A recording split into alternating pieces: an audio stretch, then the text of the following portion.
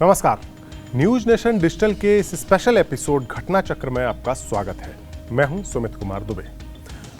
साल 1947 में जब देश आजाद हुआ और बंटवारे के वक्त भारत और पाकिस्तान के बीच ऐसे कई मसले थे जिन पर विवाद था। कश्मीर उन्हीं मसलों में से एक था। इसे लेकर दोनों मुल्कों के बीच कई जंग भी हो चुकी हैं। कश्मीर को लेकर पहली जंग आजादी के तुरंत बाद शुरू हो गई थी और इस जंग में कश्मीर को बचाने के लिए भारत की फौज के पास बस कुछ ही घंटों का वक्त था। अगर उस वक्त चूक हो जाती तो शायद कश्मीर हमेशा के लिए भारत के हाथ से निकल जाता। आज के हमारे इस एपिसोड में हम बात करेंगे उस घटना चक्र की जिसमें इंडियन आर्म्ड फोर्सेस ने बिजली की फुर्ती दिखाते हुए कश्मीर को पाकिस्तान के कब्जे में जाने से बचा लिया। वो 24 अक्टूबर 1947 की एक शाम थी जब देश के पहले प्रधानमंत्री पंडित जवाहरलाल नेहरू थाईलैंड के विदेश मंत्री के सम्मान में एक भोज का आयोजन कर रहे थे। उस वक्त भारत के गवर्नर जनरल लॉर्ड माउंटबेटन को एक सीक्रेट जानकारी मिली और उस जानकारी को जब उन्होंने इस भोज में आए मेहमानों के जाने के बाद पंडित नेहरू को बताया या उनसे शेयर किया तो पंडित नेहरू के होश फाख्ता हो गए। पाकिस्तान ने कश्मीर पर कब्जा करने के लिए कई हजार हथियारबंद कबायलियों को भेज दिया था और वो कश्मीर की राजधानी श्रीनगर के काफी करीब पहुंच गए थे। इस जानकारी ने नेहरू के होश उड़ा दिए। इतिहासकार दैनिक लैपियर और लैरी कॉलिंस ने अपनी मशहूर किताब फ्रीडम एट मिडनाइट में लिखा है इस वाकये की चर्चा करते हुए कि उस दिन माउंटबेटन ने नेहरू का एक अलग ही जुनूनी और भावनात्मक रूप देखा। एक कश्मीरी ब्राह्मण के तौर पर नेहरू अपने जज्बातों को काबू में नहीं कर पा रहे थे। कश्मीर को कब्जे में लेने का पाकिस्तानी षड्यंत्र 48 घंटे पहले ही शुरू हुआ था, लेकिन दिल्ली में इसकी सूचना काफी देरी से पहुंची थी। उस वक्त भारत की फौजों की कमान एक ब्रिटिश अफसर फील्ड मार्शल अचिन लेक के हाथों में थी और वो कश्मीर में भारत के फौजी दखल के इच्छुक नहीं थे। लेकिन माउंटबेटन जानते थे कि कश्मीर को लेकर नेहरू की फीलिंग्स क्या हैं। वो उनकी मजबूत भावनाओं से अवगत थे और उन्हें अंदाजा हो गया था कि भारत अब कश्मीर में अपनी फौजें जरूर भेजेगा। कश्मीर में उस वक्त डोगरा राजवंश का शासन था। राजा हरि सिंह वहाँ के राजा थे। हरि सिंह बाकी रियासतों की तरह न तो भारत में शामिल हुए और न ही पाकिस्तान में। कश्मीर का शासक हिंदू था और उसकी आवाम ज़्यादातर मुस्लिम थी और टू नेशन थ्योरी के तहत जिन्ना कश्मीर पर पाकिस्तान का हक जता रहे थे। पाकिस्तान की ओर से कबायली हमले के मद्देनजर राजा हरि सिंह को यह एहसास हो गया था कि अब उनकी आज़ादी बरकरार रहना मुश्किल है, लिहाजा वो भारत से मदद मांग रहे थे। और जब नेहरू और उस वक्त के उप प्रधानमंत्री सरदार पटेल कश्मीर में इंडियन आर्मी को भेजना चाहते थे तो माउंटबेटन ने जोर दिया कि पहले राजा हरि सिंह को भारत के साथ विलय पत्र पर दस्तखत करवाने चाहिए, उसके बाद ही भारत को कश्मीर में अपनी फौज भेजने का वाजिब अधिकार मिलेगा। बहरहाल कबायली हमलावरों के श्रीनगर के करीब आने की खबर मिलने के बाद आनन फानन में गृह मंत्रालय के सेक्रेटरी वीपी मेनन को श्रीनगर भेजा गया। वीपी मेनन आज़ादी के बाद देसी रियासतें थीं उनके भारत में विलय का जिम्मा वीपी मेनन ही संभाल रहे थे। उनके साथ कर्नल सैम मानेकशॉ और एक एयरफोर्स के अधिकारी भी श्रीनगर पहुंचे।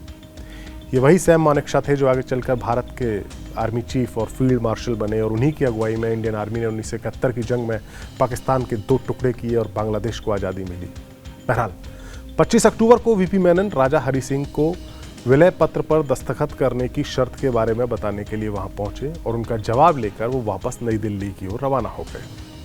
इसी बीच कबायली हमलावर जो पाकिस्तान की तरफ से भेजे गए थे और पाकिस्तान की आर्मी के अधिकारी उन्हें लीड कर रहे थे, वो श्रीनगर की ओर लगातार बढ़ रहे थे। लिहाजा हरि सिंह उनको अपनी जान का खतरा हुआ और वो अपने पूरे लाव लश्कर के साथ राजमहल को खाली करके श्रीनगर से जम्मू पहुंच गए। 17 घंटे की सड़क की इस जर्नी में काफ़ी थके वो और इस यात्रा के बाद जब वो सोने के लिए गए तो उन्होंने अपने एडीसी को अपना कश्मीर के महाराजा के तौर पर एक आखिरी आदेश दिया और कहा कि अगर वीपी मेनन लौट कर आते हैं तभी उन्हें जगाया जाए, वरना उन्हें नींद में ही गोली मार दी जाए। उनके इस आदेश की वजह साफ थी। अगर वीपी मेनन लौट कर आते हैं तो इसका मतलब था कि भारतीय फौज कश्मीर को बचाने के लिए आएगी, अन्यथा कश्मीर पाकिस्तान के हाथ में चला जाएगा। और ऐसे होते हुए देखने से पहले राजा हरि सिंह मौत को गले लगाना चाहते थे। बहरहाल वीपी मेनन ने दिल्ली लौटकर जो भारत सरकार की कैबिनेट की डिफेंस कमेटी थी उसको अपनी रिपोर्ट सौंपी और बताया कि राजा हरि सिंह कश्मीर में भारत के विलय के लिए तैयार है। लेकिन परेशानी ये थी कि पाकिस्तानी घुसपैठिए श्रीनगर से बस 35 मील की ही दूरी पर थे। मेनन के साथ गए फौजी अधिकारियों ने भी अपनी रिपोर्ट दी और बताया कि घुसपैठिए किसी भी वक्त श्रीनगर के एयरपोर्ट पर भी कब्जा कर सकते थे, जो कश्मीर में भारतीय फौज को भेजने का इकलौता सहारा था, क्योंकि समय नहीं था कि रोड के बाई रोड वहां फौज भेजी जाए। सैम मानेकशॉ ने कई सालों बाद एक इंटरव्यू दिया और उसके मुताबिक उन्होंने उस कैबिनेट मीटिंग के बारे में एक बड़ी दिलचस्प बात बताई है। सैम मानेकशॉ बताते हैं कि श्रीनगर को बचाने के लिए हमें अपनी फौज तुरंत भेजनी होगी, ये बात उन्होंने मीटिंग में रख दी। और पंडित नेहरू अपनी आदत के मुताबिक अमेरिका, सोवियत संघ, यूनाइटेड नेशंस, अफ्रीका, भगवान, इन सब के बारे में बातचीत करने लगे। तो सरदार पटेल को अचानक गुस्सा आ गया और उन्होंने पूछा कि जवाहरलाल, तुम कश्मीर को बचाना चाहते हो या उसे गंवाना चाहते हो? बेशक मैं कश्मीर को बचाना चाहता हूं, नेहरू ने जवाब दिया। तो फिर मिलिट्री एक्शन का ऑर्डर दो, पटेल बोले। और फिर इतना बोलने के बाद उन्होंने नेहरू के जवाब का इंतजार किया नहीं और सैम मानेकशॉ को कहा कि आपको ऑर्डर मिल गए हैं, आप जाइए, तैयारी शुरू कीजिए। और इसी के साथ कश्मीर को बचाने के लिए भारत की फौज का वो अभियान शुरू हुआ जहां उसके पास बस कुछ ही घंटों का वक्त था। दूसरी तरफ वीपी मेनन को फिर से राजा हरि सिंह के पास ये संदेश देने के लिए भेजा गया कि भारतीय फौज कश्मीर को बचाने के लिए आ रही है। जाहिर है हरि सिंह के एडीसी को उन्हें नींद में गोली मारने की जरूरत नहीं पड़ी। राजा हरि सिंह ने कश्मीर के विलय पत्र पर दस्तखत कर दिए। हालांकि उनके दस्तखत की तारीख को लेकर इतिहासकारों में थोड़ा मतभेद है, लेकिन इस विलय पत्र पर जो ऑफिशियली जो विलय पत्र है उस पर 26 अक्टूबर 1947 की तारीख दर्ज है। फ्रीडम एट मिडनाइट की किताब के मुताबिक 26 अक्टूबर की शाम वीपी मेनन जब राजा हरि सिंह से मिलकर वापस नई दिल्ली पहुंचे और अपने घर पर आए, तो कुछ ही मिनट बाद उनसे मिलने के लिए British deputy high commissioner Alexander Simon पहुंचे। वीपी मेनन उस वक्त खुशी से झूम रहे थे और उन्होंने अपने और ब्रिटिश डेप्यूटी हाई कमिश्नर के लिए ड्रिंक बनाई और मुस्कुराते हुए अपनी जैकेट से एक कागज निकाला, अपना गिलास उठाया और कहा कि कश्मीर हमारा है। उसने यानी राजा हरि सिंह ने विलय पत्र पर दस्तखत कर दिया और अब यह हमारा हुआ और अब हम इसे कभी नहीं जाने देंगे। ये बात वीपी मेनन ने कही विलय पत्र पर दस्तखत होने के बाद। इतनी तेजी से बदलते हुए घटना चक्र के बाद अब बारी इंडियन आर्मी की थी, जिसे बिजली की फुर्ती दिखाते हुए सबसे पहले श्रीनगर को बचाना था। दरअसल पाकिस्तान की तैयारी के हिसाब से तो 26 अक्टूबर तक कबायली हमलावरों को श्रीनगर पर कब्जा कर लेना चाहिए था, जो उनकी प्लानिंग थी। लेकिन वो जड लड़ाके श्रीनगर के रास्ते में आने वाले बाजारों और महिलाओं की अस्मत को लूटने में इतने मशगूल हो गए कि वो वक्त पर श्रीनगर नहीं पहुंच सके और भारत की फौज को थोड़ा टाइम मिल गया।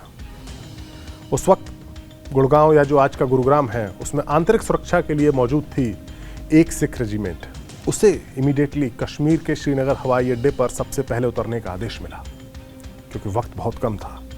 27 अक्टूबर की सुबह जब भारत के जहाज, इंडियन एयरफोर्स के जहाज श्रीनगर के हवाई अड्डे तक पहुंचे, तो उस वक्त तक उन्हें यह नहीं पता था कि यह हवाई अड्डा घुसपैठियों के कब्जे में है या नहीं। इत्तेफाक से पाकिस्तानी हमलावर एयरपोर्ट तक नहीं पहुंच सके थे और एक सिख रेजिमेंट के जवान श्रीनगर में हवाई अड्डे पर उतर गए। कश्मीर में भारत की इस पहली फौजी टुकड़ी के कमांडिंग ऑफिसर थे लेफ्टिनेंट कर्नल दीवान रंजीत राय। उन्होंने एयरपोर्ट पर उतरने के बाद एक बड़ा फैसला लिया। दुश्मन का श्रीनगर में इंतजार करने की बजाय उन्होंने आगे बढ़कर उससे टकराने का फैसला लिया। एक प्लाटून को श्रीनगर एयरपोर्ट की सुरक्षा के लिए तैनात किया गया और दूसरी को सोपोर कस्बे की रक्षा के लिए भेजा गया, जो कि स्ट्रेटेजिकली बेहद इंपॉर्टेंट कस्बा था। और बाकी फौजी बारामूला में दुश्मन से टक्कर लेने के लिए रवाना हो गए। श्रीनगर एयरपोर्ट पर इंडियन आर्मी की 2 कंपनियों की यह पहली लैंडिंग इतिहास में हमेशा एक बड़ी घटना के तौर पर दर्ज रहेगी, क्योंकि उस वक्त तक पाकिस्तानी कबायली एयरपोर्ट पर कब्जा कर चुके होते अगर, तो शायद कश्मीर हमेशा हमेशा के लिए भारत के हाथ से निकल जाता। 28 अक्टूबर की सुबह, इससे पहले कि भारत के और फौजी कश्मीर हवाई अड्डे पर उतर पाते, करीब 4 से 5 हजार पाकिस्तानी कबायलियों ने, हथियारबंद कबायलियों ने बारामूला से श्रीनगर की ओर आगे बढ़ना शुरू किया, जिसे रोकने के लिए भारत के 150 फौजियों की 2 कंपनी थी जिनके कमांडिंग ऑफिसर रंजीत राय थे। ये जिम्मेदारी उनके ऊपर थी और उसमें से 2 प्लाटून उनके साथ नहीं थी। भारतीय फौज ने दुश्मन को रोकने के लिए हर जरूरी रणनीति अपनाई। लेफ्टिनेंट कर्नल दीवान रंजीत राय शहीद हो गए। उन्हें मरणोपरांत महावीर चक्र से सम्मानित किया गया, लेकिन दुश्मन श्रीनगर तक नहीं पहुंच सका और अगले दिन तक भारत की कुछ और फौजें भी श्रीनगर हवाई अड्डे पर उतर गईं। कश्मीर को बचाने के लिए इंडियन आर्मी के जो उसकी एक सिख रेजिमेंट थी, उसकी बहादुरी को कभी नहीं भुलाया जा सकता। ये वो जवान थे जो दूसरे विश्व युद्ध में हिस्सा ले चुके थे और संख्या में खुद से कहीं ज्यादा पाकिस्तानी हमलावरों पर भारी पड़े थे। कश्मीर में अब आमने सामने की जंग शुरू हो चुकी थी। 4 कुमाऊं रेजिमेंट की एक कंपनी मेजर सोमनाथ शर्मा की कमान में बडगाम की हिफाजत कर रही थी, उसको बचा रही थी। दुश्मन की संख्या करीब 500 से 700 के बीच थी, जबकि उनके पास केवल एक कंपनी थी। 6 घंटे हो चुके थे जंग को जारी हुए, हमला जारी था। उनके एक हाथ में प्लास्टर बंधा हुआ था मेजर सोमनाथ शर्मा के। उन्होंने रेडियो पर अपने जो ऑफिसर थे, उनके जो ब्रिगेड कमांडर थे, उनको अपना आखिरी संदेश भेजा और बताया कि दुश्मन बस 50 यार्ड की दूरी पर ही है। हैवी फायरिंग कर रहा है और संख्या में कहीं ज्यादा है, लेकिन वो 1 इंच भी पीछे नहीं हटेंगे। बस इतना ही कहना था कि तभी उनके पास एक बड़ा गोला आकर फटा और मेजर शर्मा शहीद हो गए। मेजर सोमनाथ शर्मा को मरणोपरांत परमवीर चक्र से नवाजा गया। बहरहाल भारतीय फौज की बहादुरी की ऐसी कई मिसालें इस जंग में देखने को मिली और आखिरकार पाकिस्तानियों को पीछे हटना पड़ा। युद्ध के मोर्चे पर तो भारत जीत रहा था, लेकिन डिप्लोमेटिक मोर्चे पर पाकिस्तान हावी हो रहा था। माउंटबेटन की सलाह पर पंडित नेहरू कश्मीर के मसले को संयुक्त राष्ट्र संघ में लेकर गए, जहां अमेरिका और ब्रिटेन ने पाकिस्तान का साथ दिया। जब ये मसला यूएन की सिक्योरिटी काउंसिल में पहुंचा और जब वहां डिस्कस किया गया, तब पाकिस्तान भारत पर भारी पड़ता हुआ दिखा और इसका क्रेडिट जाता है पाकिस्तान के एक डिप्लोमेट थे जो उनके पहले विदेश मंत्री भी थे, जफरुल्लाह खान को, जिनके तर्कों ने इस मसले पर इंटरनेशनल ओपिनियन को पाकिस्तान के फेवर में करने में अहम भूमिका निभाई। जफरुल्लाह खान एक अहमदिया मुसलमान थे और बाद के सालों में पाकिस्तान में उनकी पूरी अहमदिया बिरादरी को ही इस्लाम से बाहर कर दिया गया। खैर, कश्मीर में जंग जारी रही साल भर तक। Major general KS. Thimayya Indian army के उस वक्त ऑपरेशन को लीड कर रहे थे और उन्होंने जोजिला दर्रे पर करीब 11,500 फीट की ऊंचाई पर टैंकों को तैनात करने का एक चौंकाने वाला फैसला लिया। ये एक बड़ा ही बोल्ड डिसीजन था और टैंक जब वहां पहुंचे तो पाकिस्तानियों की हिम्मत जवाब दे गई। लेकिन छुटपुट झड़प फिर भी जारी रही और फाइनली संयुक्त राष्ट्र संघ की पहल पर युद्ध विराम भी हो गया। इस युद्ध विराम के बाद कश्मीर का एक हिस्सा पाकिस्तान के कब्जे में रह गया, जिसे आज पाक अधिकृत कश्मीर या पाक ऑक्यूपाइड कश्मीर पीओके कहा जाता है। कश्मीर को बांटने वाली लाइन को लाइन ऑफ कंट्रोल यानी एलओसी कहा जाता है। यह कोई इंटरनेशनल बॉर्डर नहीं है, क्योंकि भारत एलओसी के पार कश्मीर के इलाकों पर अपना हक जताता है, जो कश्मीर के विलय पत्र के मुताबिक वाजिब भी है। कश्मीर के राजा हरि सिंह जम्मू से आकर मुंबई में बस गए और फिर वो श्रीनगर के अपने उस राजमहल में कभी वापस नहीं जा सके, जहां से वो 26 अक्टूबर को अपने पूरे साजो सामान के साथ जम्मू निकल कर आए थे। तो ये था हमारा इस सप्ताह का घटना चक्र। ये एपिसोड आपको कैसा लगा, अपनी राय हमें ज़रूर बताएं। नमस्कार।